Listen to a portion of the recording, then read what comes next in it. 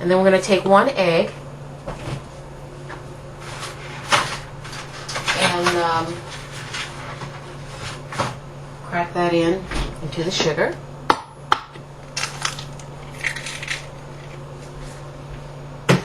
Now what we're doing, just in case you're curious, we're making a very small batch of cookies.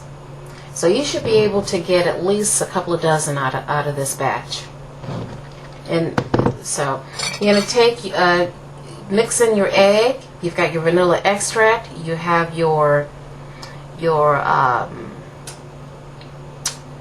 sugar, and then what you're going to do is take 1 stick to a stick and a half of butter. But since this is such a small batch of cookies, actually 1 stick of butter will suffice. Make sure that you're actually using real butter. We don't use margarine. That's a no-no. Spend the extra money and buy some butter. Okay.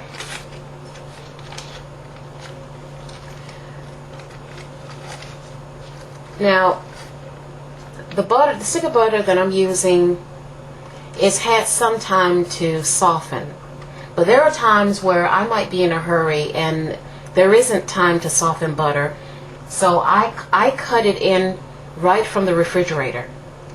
And it's not the easiest thing. When you have a solid hard stick of butter right from the refrigerator, it doesn't really make for easy mixing. But I have a solution to that. What I normally do in those instances is take a knife and just gradually slice slivers from the stick. Like that. It takes a little bit more time than usual, but you'll love it in the end. I also find that there is a difference between baking with, let's say, butter that's had an opportunity to melt at room temperature for an hour or two, where it's not totally soft, but it's soft enough where it's more manageable.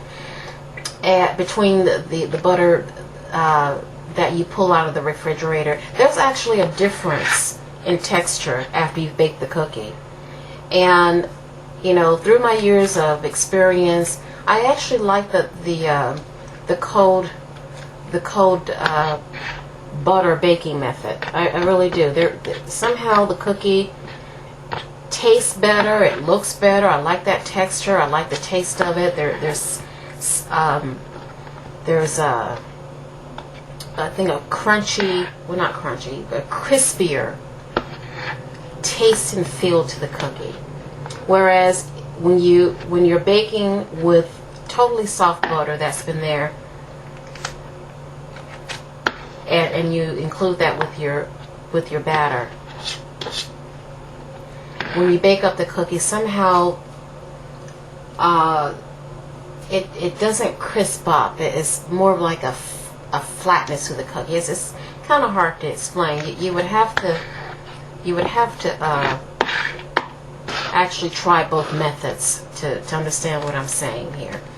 So what I'm doing right now, because I know you can't see this, I'm slicing in the butter pats into my mixture here. Okay.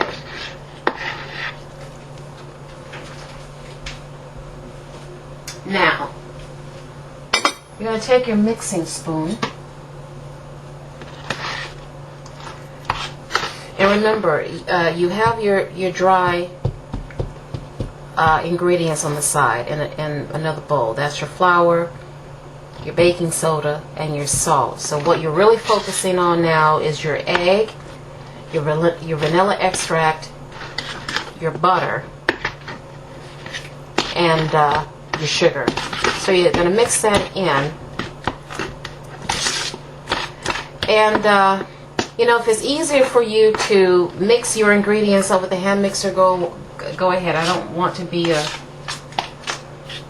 total control freak about the situation. It's just what I prefer. If you're comfortable making cookies with a hand blender or a bowl and mixer, one of those contraptions where you've got your jumbo bowl and you put it under there, and it's basically doing all of the work. You can do that. I won't hold that against you. So my method, which is mixing it with my hands, you hear that action going on? I'm actually integrating all of those ingredients together until I get a smooth consistency with all of that wetness. Okay? Now, granted, if you've cut in your butter from the refrigerator, you're not going to get that smooth consistency. So what you're going to do, because what you're going to actually get is like these little bits of lumpiness, because the butter is still pretty chilled. So you're not, the butter really isn't going to begin to melt until you've actually mixed in the flour. Okay? So we're going to do that right now. We're going to mix in the flour into our batter, or to the wetness, make our batter. And you're going to fold in. You're going to fold in the flour into the wet, your wet stuff. That would be the eggs, the flour, and the vanilla extract. And you're just going to keep mixing it until you get a nice creamy consistency.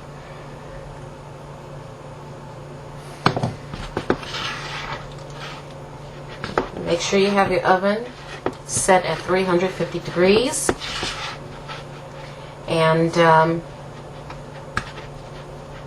we're going to get our cookie sheet ready in a moment. Okay. I want to talk about cookie sheets now that I think of it.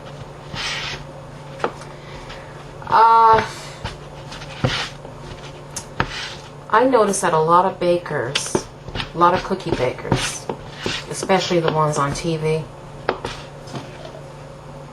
they line their cookie sheets. Now you can buy those liners from the grocery store. These are special liners that is specific to baking cookies. And I've tried them. And quite frankly, I don't like them. I think it changes the flavor of the cookie. I rather my dough be in close contact with the actual cookie sheet. And I know part of the reason why people line their cookie sheets because they feel that it's going to be easy when you pull the cookies out of the oven. The cookies are going to be easier to lift and remove after they've cooled. Okay, I'll go along with that, but I get the same results without the liner.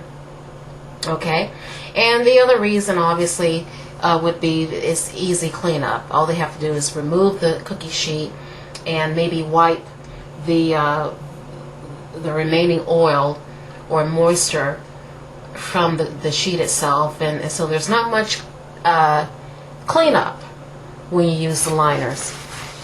And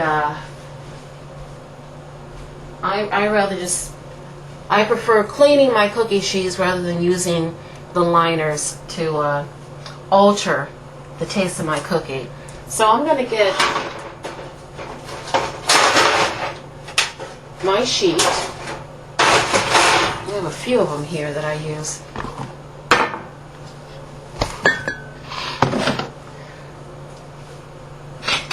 make sure that you've mixed in your cookies thoroughly, your cookie dough thoroughly. And